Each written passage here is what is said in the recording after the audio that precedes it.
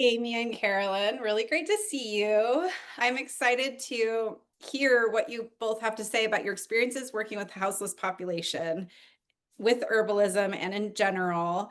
Can you both tell me a little bit about what kind of projects you're working on? At this time, I just had the good fortune of entering a collaboration with the Catellia Library here in Brooklyn.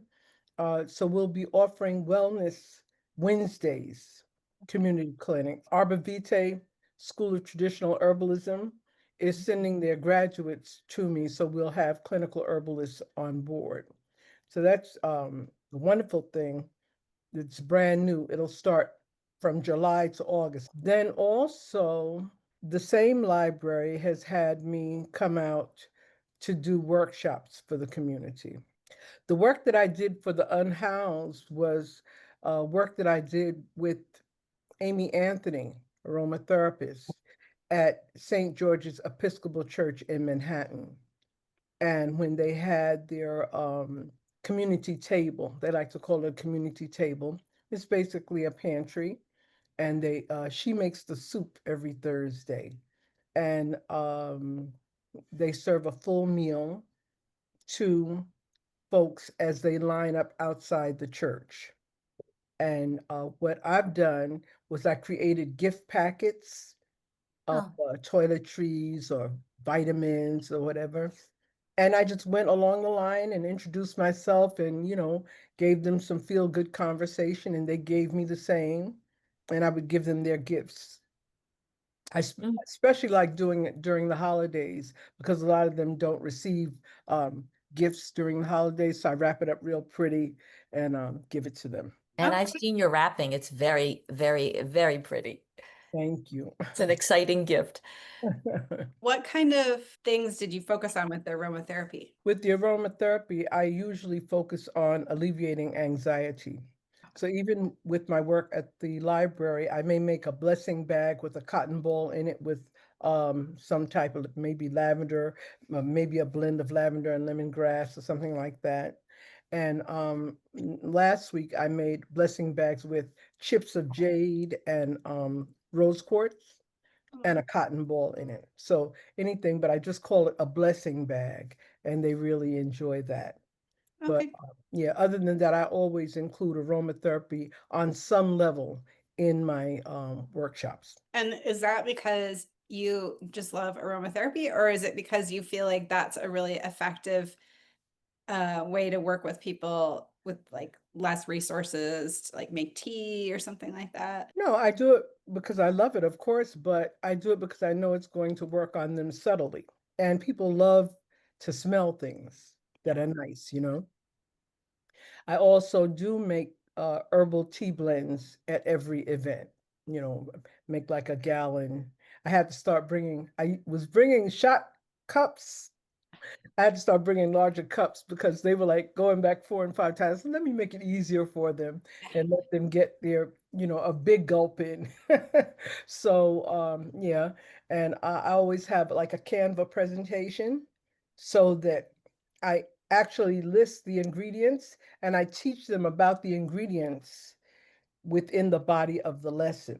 I also work with Spread the Love Commission. It's with Rin Fialka, and she works with the unhoused in her state. But also, when she visits New York, she brings things and she goes out on the street and, you know, gives whatever she has available. She creates bags to the people she meets on the street. This cold connection. Yeah, my daughter and I used to make like gift bags with like snack bars and um I think one year we made reusable menstrual pads and stuff like that. Good Yeah, times. that's important.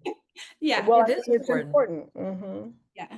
I like that idea of just going out because you meet people all the time. Yeah. What about you, Amy? Can you tell me a little bit about what you're working on, what kind of things you've done? Very similar to Caroline, that I've made connections with particular agencies that have high need, working with either formerly incarcerated or the unhoused populations. And other more vulnerable populations of people that resources now more than ever are scarce. And so and then word spreads. I get a referral. And so I have a lot of requests to set up a mobile clinic with health clinics, other health clinics, that are doing maybe more traditional medicine and transition homes. So sometimes housing, sometimes it's organizations that are set up to help build some skill and community for folks. And then other places that actually are residences for people who are either unhoused for all kinds of reasons. And then there's also specifically for mental health. So depending upon where I'm headed, I will really touch base with the people that are the point people, the caseworkers, the social workers, the trauma unit, whatever it is. And then I'll find out what they feel they need. And I also try to service the folks that are servicing people in these places, because we all know we're working hard and we care so much, and it's nice to be taken care of sometimes too. So it's all good things, and it's always different, which our donations headquarters understands. Like I check in, I see what they have, and also very similar to Carolyn, I do think there's always a need to address the nervous system, understanding the difficulties that many populations are facing now, and so their nervous system is always engaged, and how to help bring that down.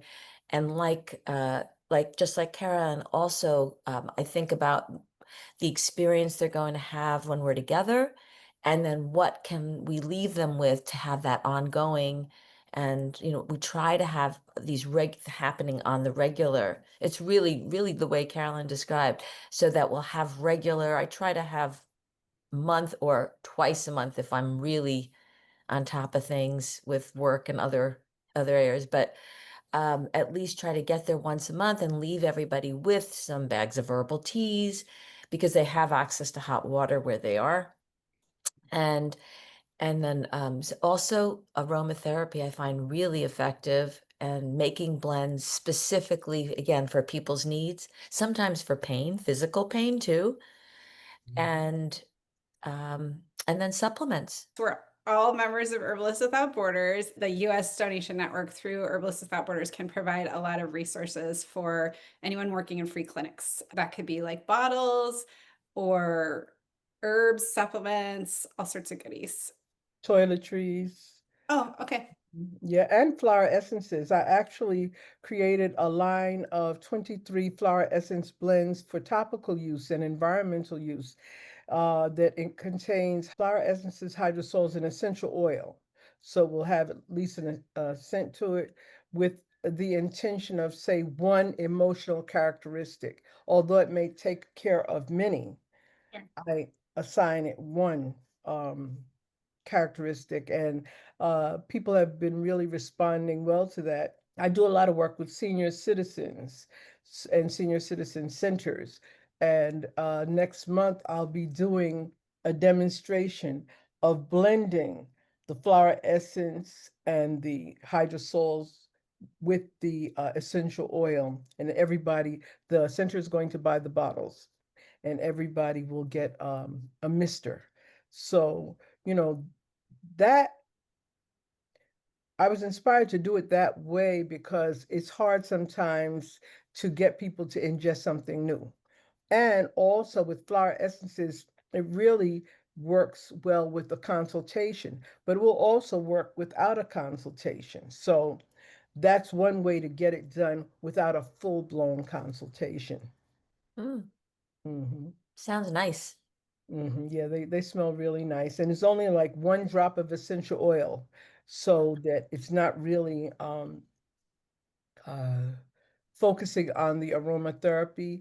The greater ingredient is the flower essence. And Herbalists Without Borders has um, a collection, an inventory of flower essences comparable to Flower Essence Society.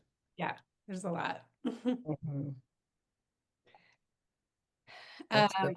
yeah, the model that I worked with Rahab Sisters locally sounds very similar to what you're talking about, Carolyn, where there'd be a meal and then we'd provide beverages and then we did sometimes flower essences and then also they collect toiletries and stuff like that. So, and I like doing the essences where I would bring a couple and then talk to them about what they want. And a lot of people wanted it all, but that's great too. But I was just, one thing that I really liked about it was how open they felt like they could be telling me about their feelings. So I find Mhm. that really Mhm. helpful. And um, you really need that to build a relationship. So it was nice. Mhm.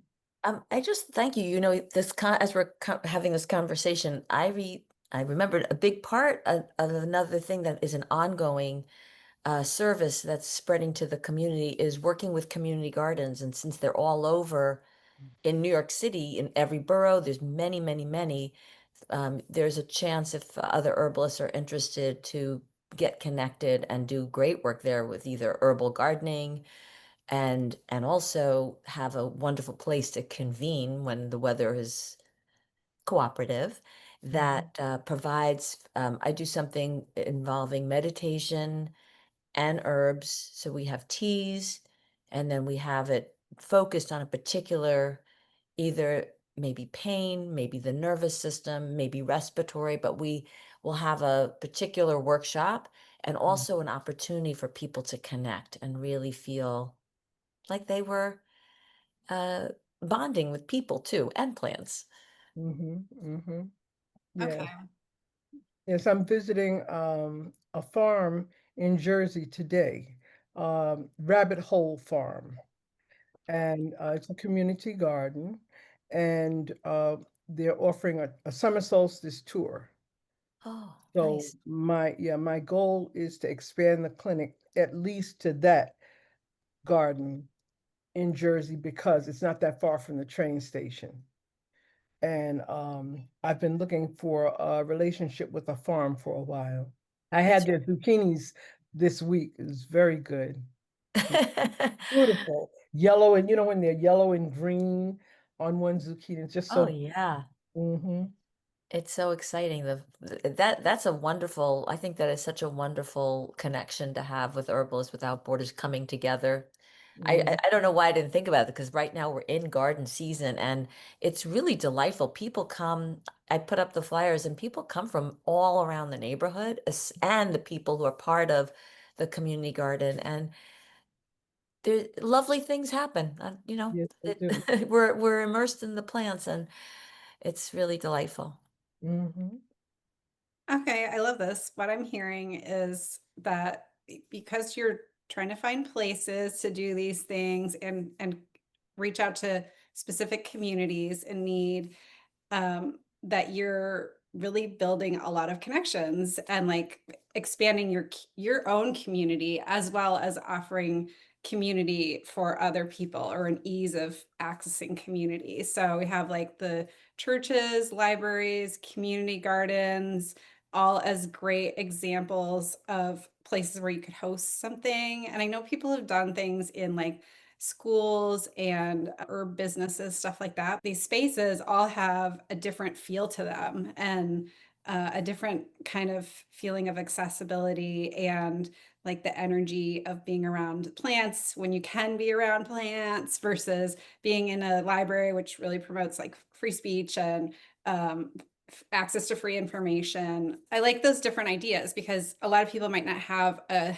solid idea of like where you would even start to connect with people. And like for me, I worked more with places where they already had events going on, but I like this idea of just, you can inform people that there's another event that they might want to go to if they liked what happened at the Yeah. other place.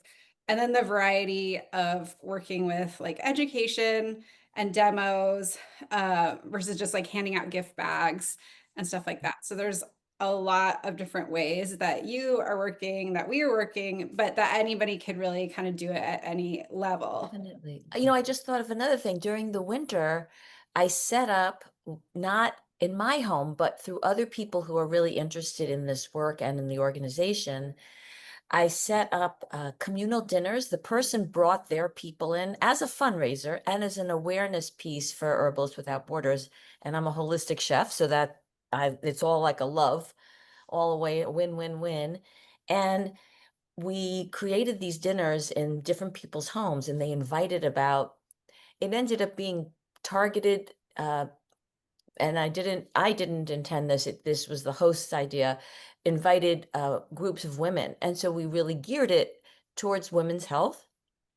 Mhm. And they were lovely, lovely events. And everybody, the got to experience Herbalists Without Borders, got to experience a wonderful meal and real sisterhood.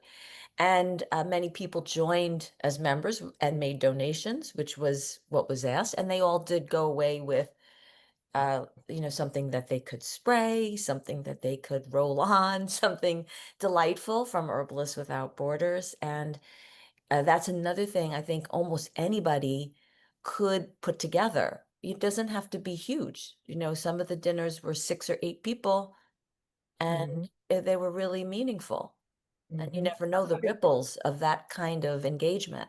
Yeah, I love that. That's a great idea, Ari. Oh, I was just thinking, because I talked to a lot of people about herbs, and it would be a nice way to be like, I'm not just gonna like um corner you at this dinner party, but like I'm gonna like offer you a nice meal, and then they have space set aside to learn a little bit about it, and then have like an experience of what it'd be like to get some of the gifts that we can offer people. That's very sweet. Yeah, I Well, like. they knew in advance that it Yeah, was, of course. so that they were prepared to make a donation, and the donation was completely up to them once they heard about what kind of work we're all doing. I was in the printer this week because I created a companion book to go with the misters, and the one of the women who was there overheard something I was saying, and then I love these shirts that she was having printed. So we sort of came together, and it turns out she's a president of a block association not far from where I live, and she invited me out. I'll be going to the block party next month, but I went to her. I thought it was yesterday, which really worked out because I made raffle gifts of self-care bags for her Oh, Oh, cool. people. And she showed me where she was going to set up the table right at the front of her garden, her front garden, for me to talk to people about their health while the block party's going on. So I'm going to have music and food and everything oh, that's great. and be able to talk to the community. So I have to get some bags together for that. But yeah, just like they did Tupperware and selling lingerie and all of that, that's another way to get people to come together to talk to Yeah, them about their health. And this yeah, is my first opportunity. I've been wanting to do the home thing, but it was her idea and it's my first opportunity. So, because she loves doing events, if she's my only collaborator, at least I'll have a continuous yeah. opportunity to do a home event. Yeah, and that's like, otherwise it's too much on just us if we have to Exactly. host it and incur. Yeah, I split the cost of the food for that was my donation, which I Mhm. happily cooked it and happily to offer it. And if we have to do that alone every time, that would be too much. But this is also a way to bring people in, to make them aware of Herbalists Without Borders, to have an experience, holistic, healthy experience, and to make a donation to the organization, which really does need, since we're volunteer run, we Money. really need people Contribute. to Yeah. contribute so we can And, continue the great work. that's a very important point because I think, Amy, you and I had that conversation when we first met about really sitting down and thinking about the the cost involved in your approach. Yeah, And I find that when I took m- the role of being host off of my plate, yeah, I was able to move better and I wasn't so financially strapped yeah. Me too. because space is everything. And I do want to mention that there's a free business service. I know you probably heard of it, Amy, Score. That when I run up against any type of business related issue that could be applied to the mobile clinic in the way of it making it more feasible for me as a coordinator, I just go online and ask for a SCORE mentor to help me through. Right now, I have a SCORE mentor who is actually preparing me to do a public presentation about the clinic. So I didn't go to him, I didn't ask him for that, you know, but I took the time to listen to what he saw in me.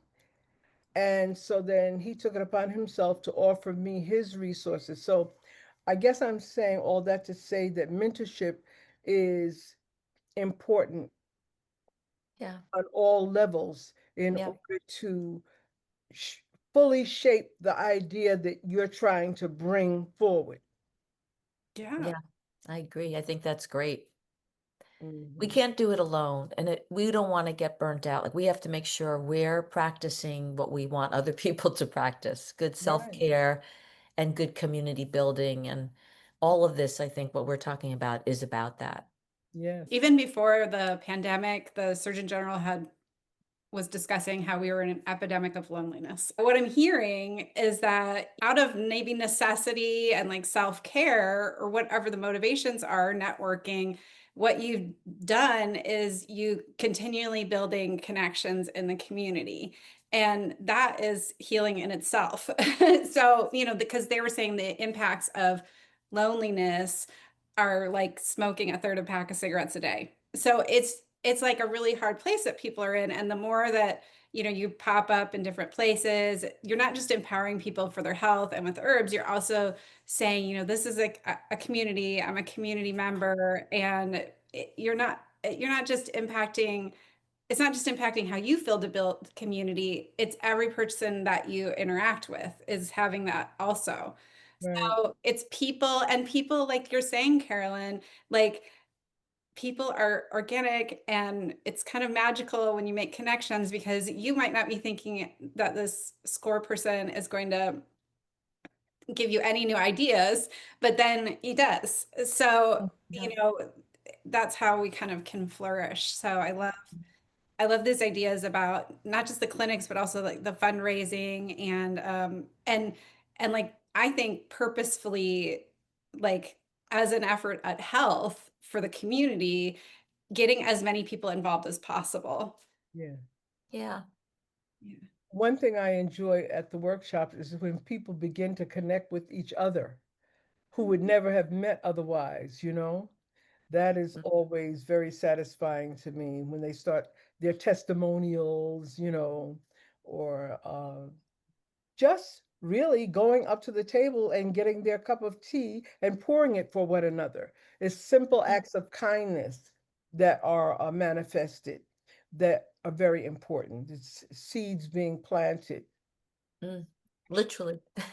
Both. Yeah, Yeah. it's good vibes. It's just really good vibes. I think just like the variety of different things that you're sharing about ways that you act in the community is really valuable, because I don't think everybody I think it's kind of like, well, how would I even get started? Well, you can get started by Exactly. plugging into something that's already happening, or, doing all these things. So yeah. All ways. And like you said, no matter how people reach out and start, you just start somewhere and you start something, and you help one person and you've had a great day. Yeah. So it And really I can, is. go ahead. I was just going to say also, schools are another place. I've done lots of healing circles and work in the public schools in all boroughs. And as well, I was going to say another place where people can just inquire is, like I said, health clinics people are really working hard and would many times they welcome this type of supplemental health protocols and whatnot and activities. What else didn't we mention? Well, I did a talk for the New York Police Department Oh, a couple of weeks ago, and I made a connection with one of the chaplains for uh, the correction officers.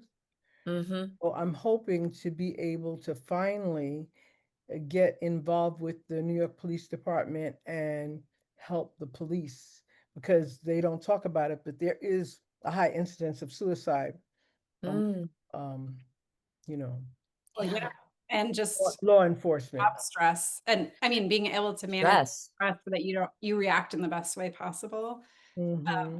A friend of mine was a police psychic for like 35 years, and they got to know her because she was doing that kind of work where she's teaching like meditation and stuff like that. So they really, I mean, I'm sure it's not everybody, but um, meditation helps hugely to help make better Huge. decisions. Oh, And meditation is great. Hmm. there's a lot of ways to kind of restructure the police, you know, like could be restructuring consciousness to like be in a more peaceful place. Mm-hmm. I think flower essences would be great for them because no matter what job you go to, you come in with your own set of traumas already. Yeah. And then something you see may trigger, that things may happen while you're trying to sleep, so they might have insomnia, but they have to go to work the next day. And all of these things are impactful because they do see some gruesome sights. Yeah. Yeah. Hmm. True. Well, and I don't know if you read the book The Choice by Iger, but she's a psychologist. I believe she's still alive. She's a Holocaust survivor, and she ended up spending uh, a lot of her career working with military people. And Mm-hmm. because she felt like whichever side they were on, they just had such a huge ability to help or hurt, depending on a lot on their mental state, you know, their own trauma, like you're saying, it's the highest stress thing. So I love that. And one thing I want to bring into the clinic is grief. Uh, Not counseling, but addressing grief through aromatherapy and Mm. flower essences and just uh, ministry of presence, so to speak, just being with the person in the moment. And Mm. I try to bring up the subject of grief in my workshops because everybody has had some Yeah. that they've either suppressed or whatever. Yeah. Not. They're It's dealing with important. some kind of way. So I find that people are really grateful for you to be transparent about the fact that you know that they are grieving something. Mm-hmm. Right now, it's a political grief going on without itemizing each little affront in the news, just making a blanket. I see people's nods and Right. the way they're willing, yeah, what kind of tea you got? What kind of tincture do you yeah, help me out of this, Yeah. Yeah. That collective grief is an Yeah. important element because we think it's our own individual thing going on, and we're not in this alone. No. And it helps, I think, right, to know when you talk about it, like, oh, it's like there's an expression, joys shared are doubled, and sadnesses shared are halved. Nice. Yeah. Mm. And I think it's also important to have somebody in the group, which would be us, who knows how to help them navigate that, Yeah. Sounds And good. it also helps us navigate our own. Yeah. Mhm. Well, and it's activating. How do you, like, I'm writing a book about the subject of grief from like systemic problems. Hmm. And so it's like, how do you transform those experiences into being alive and active and living fully, even though you're dealing with these bad circumstances? And a lot of it has to do with being grounded and realistic, but also community. So having those spaces where your feelings are honored, which is what I'm hearing from both of you, is like critical, because our feelings are a big part of our health and how we interact with people. Mhm. Yeah. This is good stuff. Yeah, it is good stuff. Any Mm. further advice for people, either working with people with reduced ability to access like electricity and water, or for just getting out there to do work like this? Well, I don't know if I'm being revolutionary here, but I'm going to go for it. Good. It's been a lifelong thing anyway, so I may as well keep up the pattern. Um, if you have access to Google, which you do, or Chat GPT or something like that, that's the revolutionary part. You can actually put in outline for a community clinic and Okay. put in the amount of time, so like 30 minutes, and put all the details. And Chat GPT, not Google necessarily, but Chat GPT will give you an outline that you can edit down to your skill set. That's great. Yeah. And in also in the relationships that you develop, be very strategic about the relationships that you develop. For instance, with my relationship with Arbor Vitae, and I came to Arbor Vitae as a community person going to their free workshops. And that's where I met my mentor, Matthew Wood. Yeah. Yeah, and then it expanded to me meeting Richard Mandelbaum. So over the years, he's watched me work and listened to what I'm doing, and now he's sending me his graduates. So for the clinic. So also, I would say be patient with your idea. It's not going to happen just the way you see it. You may be a visionary and you see it all the way at the end, what you want it to look like. But there are many steps before that in between. And basically, develop a website, just an information website. If not, get a Blink account where you have a digitized business card, but have something that when you meet someone and tell them what you do, you can immediately get that information to them. And if Yeah. you can't do a website, get an Instagram account, get a TikTok, do something involved with social media that gives you that promotional arm. Right. You have to have a connection to the digital world to keep getting the word out. Yeah, Mhm. totally. And go physically network with people. I love what you just said. You really touched me by the patience and have a vision, but also have an expansive one that allows for real life to interact with it. I Yeah, love that's that. important. I think that's awesome advice for anybody starting out. I think that's exactly how I experienced things when I was expanding into this maybe 5 years ago. Yeah. And you've expanded beautifully. Thank you. Because we had our little tea.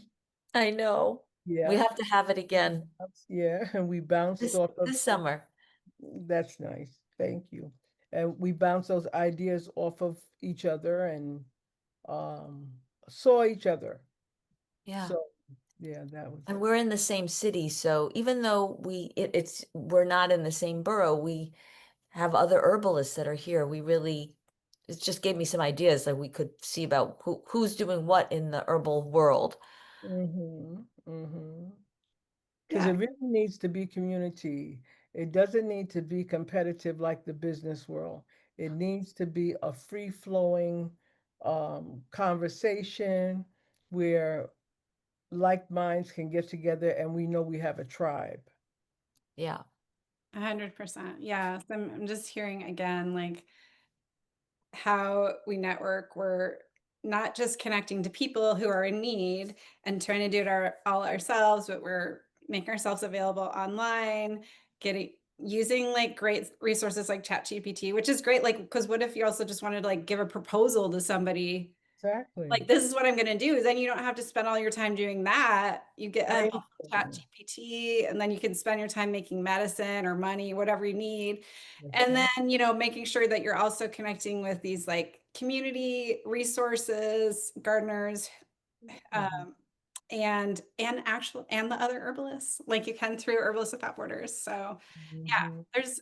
I love it. Thank you so much for sharing your experiences and strategies and stories. Sure.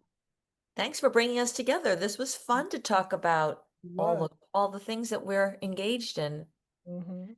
And I do want to give one more shout out, if I might, to Sherry, uh, co-director of Herbalists Without Borders.